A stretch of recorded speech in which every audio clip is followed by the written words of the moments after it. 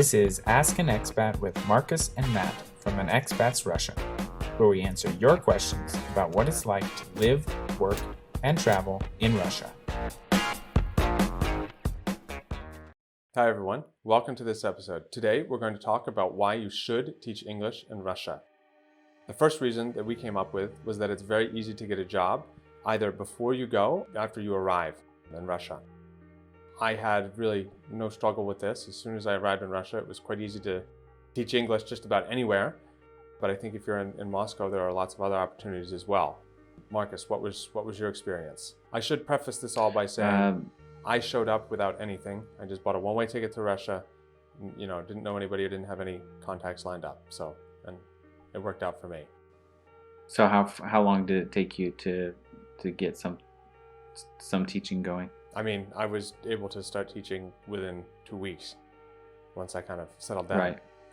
My experience was, my first teaching, I definitely wanted something concrete before going to Russia.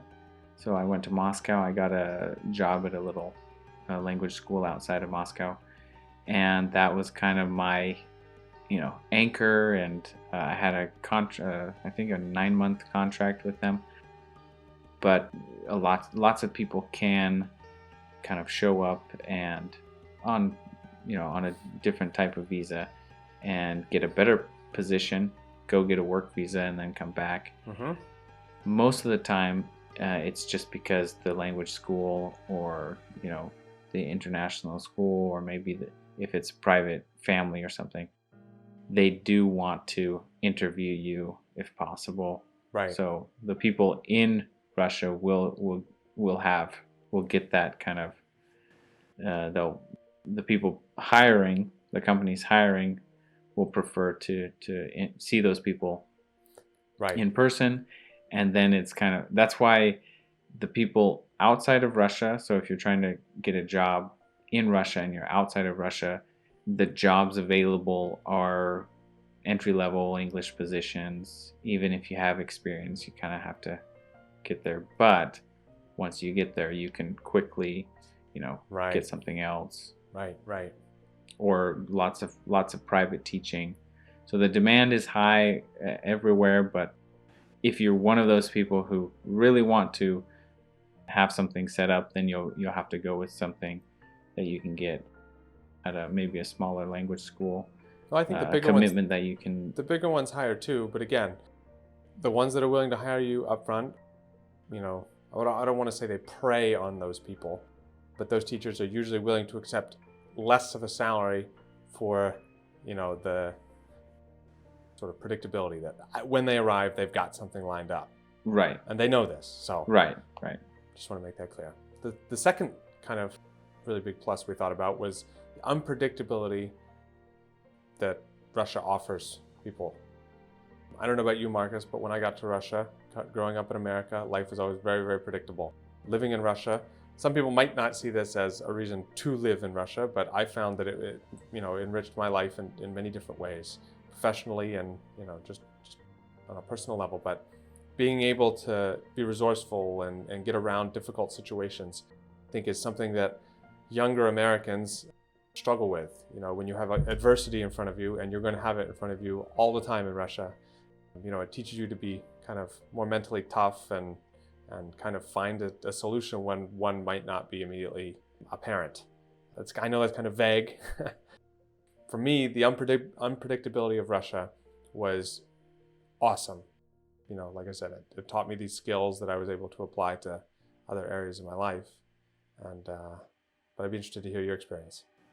Right. So when we're talking about unpredictability, I think, you mentioned that it's kind of strange to say that that's a positive thing, but examples of this could be, your schedule changes at the last minute, right. Something cancels, the bus doesn't come on time, like maybe the subway train, which actually rarely happens, traffic jams. It's kind of interesting to see it from that perspective. I agree with you, and I don't know if our audience understands quite what we mean if they haven't been to Russia, but I found that I was able to kind of rely on different. I was able to adapt very quickly when things changed. And I was too. And a lot of people would think that that's kind of, it puts more stress on you, but you kind of, once you learn how to, okay, well, something's changed now, I have to, slightly go at it at a different angle. Right. I don't know. It just came natural to me, and a lot of Russians actually told me that that's why they like Russia. They spend time abroad, and they come back to Russia saying it's too predictable in Europe and in the West. So and it is. And then, I mean, that's not just like an objective, subjective thought. I mean, life is much more planned out in the U.S. than in Russia. I think I said in another video that, you have these different types of, things that you're doing in the United States, for example, where, you're planning things out years and years in advance. I mean, no Russians are doing that. And so, retirement planning. And again, there are obviously positives to that. I'm not saying that, if you live in Russia, you should stop thinking about what you're going to do when you turn 65. But the skills that you learn by not having to think about that and think about how do I solve this immediate problem are incredibly valuable. But anyway, the next thing, or the next reason why you should teach English in Russia is just the opportunity for travel in the region. So Russia, Eastern Europe, Central Asia, I mean, it's a very, very interesting part of the world that very few people know about. If you're based in Moscow or really any large city in Russia, you can travel to these other places very, very easily. And there's lots to see and do. I mean, I've been to Georgia, to Armenia. I would love to go to Uzbekistan, Kyrgyzstan. I have a very good friend who's in Kyrgyzstan right now, and he's actually done a YouTube video, so we'll put a link below. You can just see how different and interesting it is to see this other part of the world that no one travels to. I was really kind of surprised that I spent some time in Tunisia, Morocco, Turkey from Moscow. So we took trips. They call them like all-inclusive trips, even though you're at the hotel or whatever. But we took a lot of tours and things like that. But being on those trips, I didn't meet hardly anyone who spoke English natively. So maybe a few Brits, but no Americans, and people who asked where I was from. It'd say, what are you doing in Turkey? What are you doing in Tunisia? So that was kind of interesting to go to those places, and the locals were surprised that an American was there. But I often went to Finland, just drove to Finland. I liked, driving from Moscow to St. Petersburg to Finland to Estonia. For even a long weekend, we would go to like the direction of Latvia, not quite to the border, but Estonia, Latvia. We drove to Voronezh. So just around Moscow and St. Petersburg, there's a lot of places, but also you can take trains, overnight trains. So let's say even if you're teaching English and you have a tight schedule, you could take an overnight train to, you could kind of get off work Friday, take the overnight train to St. Petersburg, spend Saturday, Sunday in St. Petersburg, and get on the overnight train back. You could do the same thing in Kazan, Voronezh, Smolensk, like any direction from Moscow. And then Europe, and like you said, Asia is just I don't know, 3 to 5 hour flight. Right. Well, Central Asia, if we want to talk about Southeast Asia, which is also relatively easy to get to, it's the travel is literally endless. I mean, Moscow is almost a center point for all of Europe, Asia, and Africa, and so you can get really anywhere in the shortest period of time. Overnight train to Kiev. I wouldn't recommend that train, but the option is there. I've taken it a few times. It's quite dilapidated. It's actually, the train from Moscow to Kiev is actually the Moscow-Chisinau train to Moldova, and it's run by the Moldovans, and the train is not in tip-top shape. Let's just leave it at that. And it's quite expensive for what it is. But Yeah. anyway, the last reason that you should teach English in Russia is that it's a culturally rich country. So Russia actually has so much to offer from a tourism perspective, from arts, museums, history. I mean, there's so much to see and do. It's just in Moscow and St. Petersburg alone. But if you really want to see what Russia has to offer, getting out into some of the smaller cities, while the infrastructure might not be there, there's still so much to see and do from a cultural point of view. And I think Russia is very underrated as a tourist destination, in my opinion. What do you think, Marcus? Yeah, I was surprised how every weekend we could potentially go to a new museum, ballet, orchestra, Yeah. Modern art museum, some kind of exhibition, like Moscow and St. Petersburg especially. But there's just, if you love or if you're interested in Russian culture, I think you wouldn't be able to fit all of the activities in with, if you're teaching English for a year or even two, you might not be able to see all that if you don't go more than once a week. So, and then for my daughters, my young daughters, we went to a lot of like plays, and we went to an opera and things that I don't know if we were in the US that they would ever experience at the same age, right? You could probably go to a big city and go to some kind of musical or something like that. But, well, I think one other aspect we should point out here is that if you do that in the US, it's incredibly expensive. I mean, you can go to, a ballet or an opera in Russia and go to the second or the third tier, right? If you want to go to Большой театр in Moscow, of course, it's going to be expensive. But again, you can even find cheaper prices there if you keep watch and you're flexible. But in the US, I mean, it can be very, very expensive. Whereas in Russia, you can go to a second or third tier. I don't even know the prices.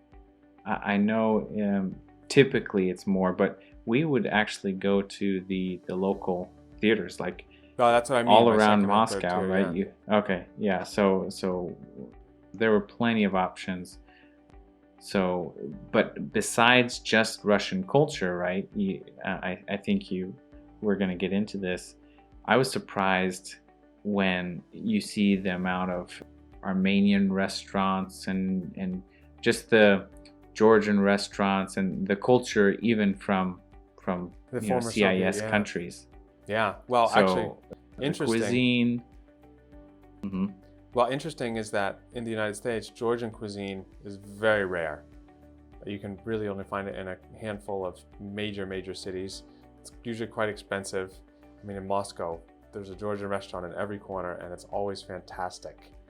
I mean, a trip to Georgia is worth it just to eat the food for a weekend. Of course, there's lots of other great things to see and do there, but the food is certainly a highlight. And I know all expats who've spent time in Russia, English teachers especially, Georgian food is cheap, it's amazing, it's very, very popular in Russia. It's actually kind of surprising it's not more popular in the West. One thing that I was really surprised when I traveled through Russia, I think maybe some people wouldn't think about it.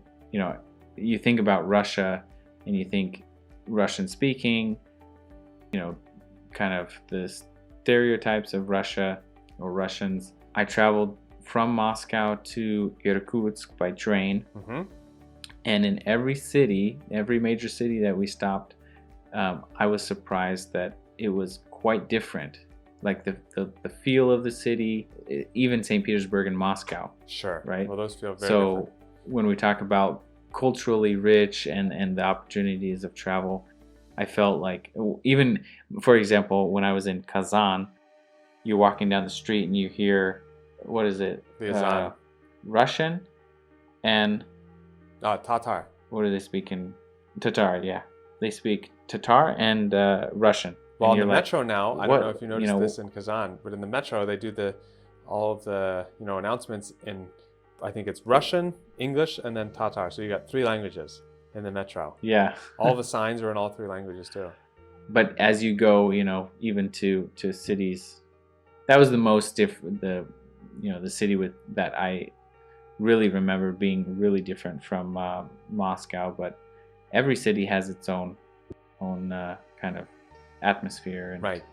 I would say there's things. one exception to this, and that's Novosibirsk. I don't know if you've been there, but it was the blandest city of over 1 million people I've ever seen in my entire life. There was nothing really to see or do. It was just like a concrete kind of mass. I would not recommend people going to Novosibirsk. Yeah, I mean, I've been there. I thought it was interesting how, kind of the layout of the city but the city itself, how it looks, I agree with you. But there were some really good restaurants. Yes. No, I'm not saying you shouldn't go there at all. I guess I should have maybe prefaced this by saying it's not like a tourist city. If you really just want to know what the biggest Siberian city is like and how people are, and eat at local restaurants, then it's fantastic. But from a tourism point of view, I can't really.